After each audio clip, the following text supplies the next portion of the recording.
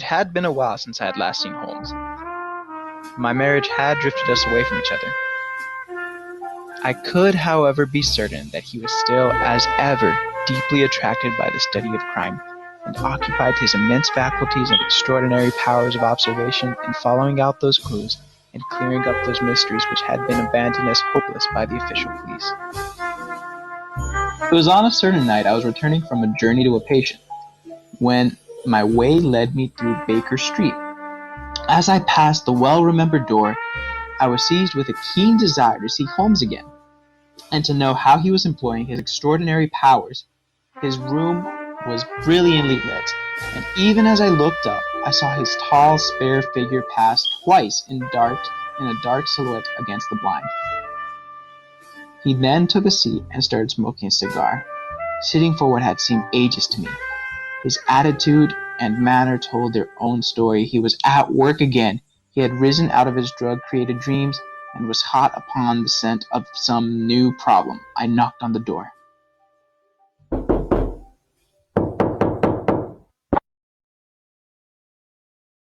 I was so very eager about what Holmes would do. I was wondering what he might say to me. It had been such a long time, and he looked such hard at work again. I could only imagine the type of adventure that would await us. So I just anxiously waited for Holmes to return.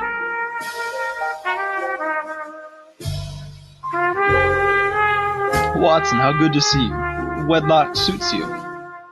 I think, Watson, that you have put on about 7.5 pounds since I last saw you. 7? Indeed, I should have thought a little more.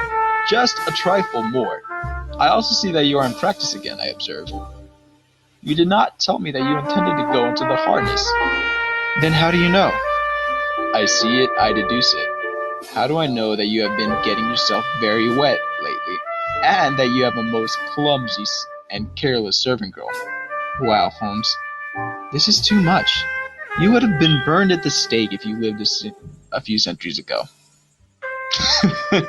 It is simplicity itself. But never mind that. We have a guest coming over soon. It's a project that I plan on working on. I don't have too much of the details yet, but it should be a surprise.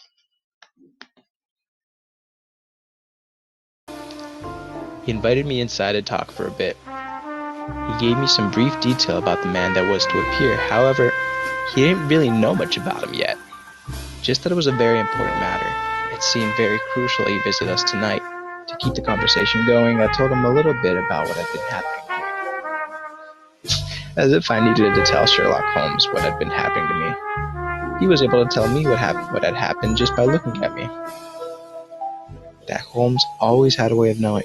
He told me about some other mysteries he solved while I was out.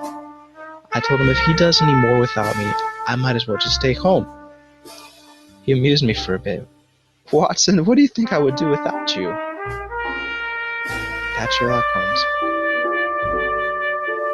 We both knew he didn't really need me to solve the crimes, but I was one of the only other people that understood his craft the way he did.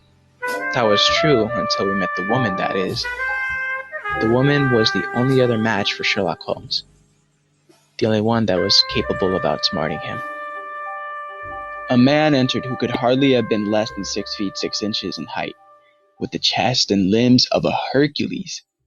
His dress was rich with a richness which in England would be seen as bad taste.